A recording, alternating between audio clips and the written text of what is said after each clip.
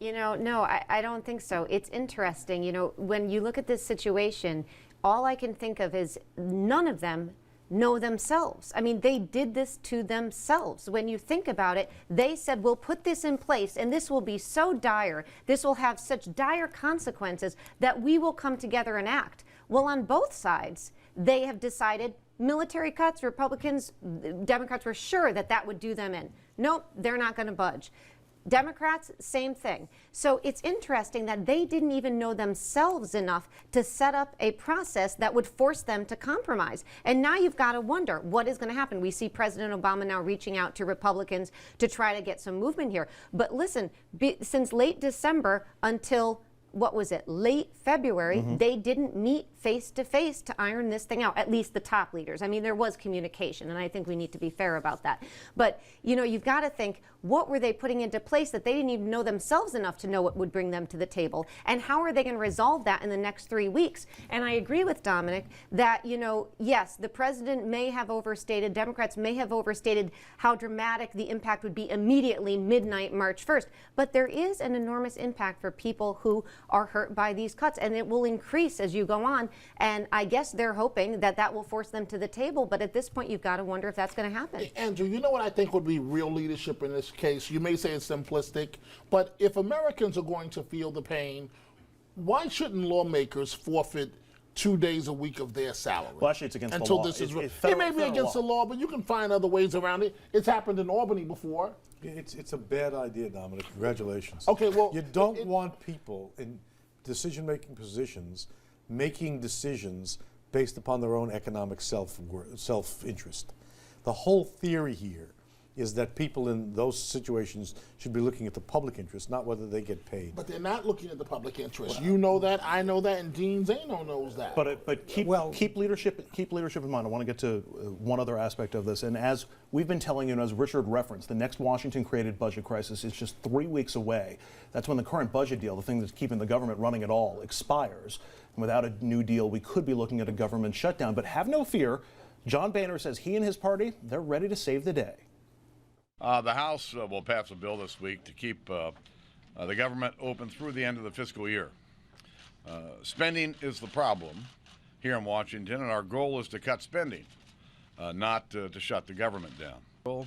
And I'm hopeful that this continuing resolution will find easy passage both in the House and the Senate. I'm sure you all feel better already. The Boehner budget only cuts spending, no new revenues allowed. It keeps sequester cuts in place until September, and then it raises the Pentagon budget above where it was before the sequester. It spends about $4 billion more on defense than the Obama plan would.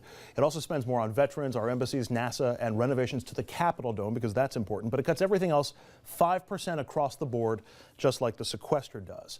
The focus on just spending cuts and no revenue would seem to put the Boehner budget at odds with voters who say overwhelmingly they prefer a mix of spending cuts and new revenues or taxes. But speaking of combination of revenue and cuts, that's what Obama is proposing and has proposed to try to avoid the sequester. And it gets there by closing the so-called Buffett rule and some other loopholes as well. And the Obama plan calls for cuts to defense spending, not increases on defense spending. That is a proposal that may sound reasonable, but unless you're a Republican in the House of Representatives, maybe then not so reasonable. Because of the president's reluctance to cut spending, we've been caught in this battle of having cliffs and having these deadlines. This is no way to run a government. Now, Dominic, before you were saying what we need is some leadership, and you offered an idea.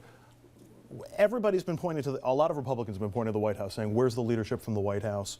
He hasn't put forward a serious proposal. Well, we got a not so serious proposal from the House of Representatives today that is dead on arrival in the Senate. And of course, the president would veto it if it got there.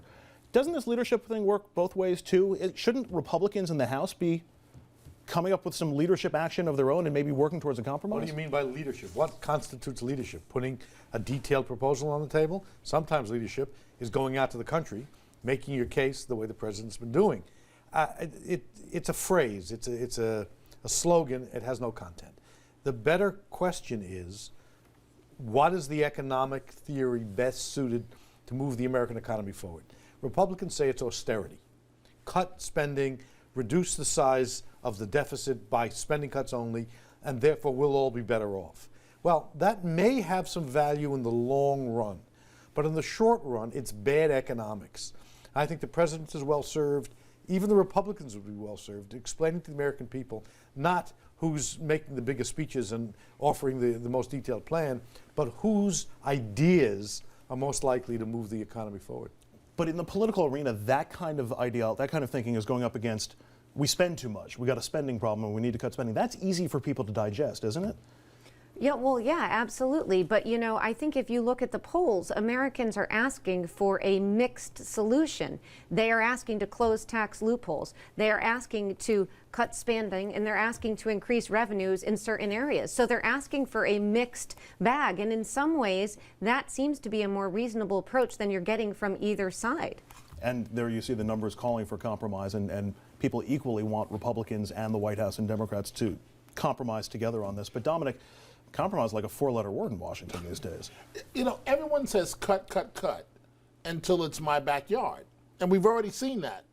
We've seen actual Republican talking points are, as the speaker just said, we have to be responsible, we have to cut, we have to cut. But then as soon as you cut in their backyard, they don't want that. So, I mean, I'm just upset with the entire political process. Democrats and Republicans. Dominic, you've been upset with the political process for 37 years. This is true. So there's nothing new there. This is true. The better question, look, this is actually a fight about ideas. And it's not a fight about ideas. It is a fight about it whether is not a fight about austerity or stimulus. What's the Republican idea? Only Republican idea is austerity, as you said. Cut. That is an idea. It's a bad idea in my view, but it's an idea. The Democratic idea is stimulus. And that includes more spending, but to close the deficit gap, a little revenue. I happen to have a preference with that. I think Obama's right. I think the Republicans are wrong.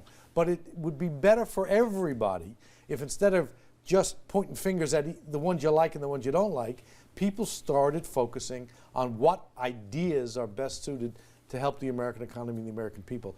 I think my side wins on that. But at least it's a fair and honest debate, and it isn't people just throwing up their hands and going a plague on both your houses. Is that the kind of debate that would be digestible for the American public, In or a would heartbeat. it go over people's heads? What are you, a snob? Wait a minute, let me answer that question. Don't be a snob. Of course the American people are able to answer that, to deal with those ideas.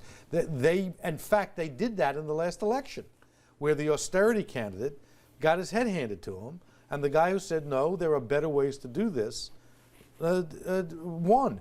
These ideas drive American politics, and it's a shame to reduce it to just bad behavior and criticism of the incumbents. But ideas are not driving American politics these days. There are. What's driving American politics is I don't want to lose my speakership. And so the Speaker of the House, you know, whatever the Tea Party folks tell them to do, and I think we're preaching to the choir right now, whatever the Tea Party folks tell them to do, follow it they back. do. The Republican majority in the House, for whatever reasons, good or bad, has adopted austerity as its idea. And they're afraid if they move off that, then they'll lose.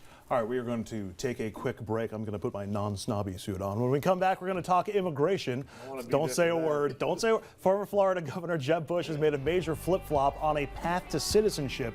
Is this indicative of the Republican Party? Does the GOP really stand to gain from getting behind immigration reform? That's next. Stay with us.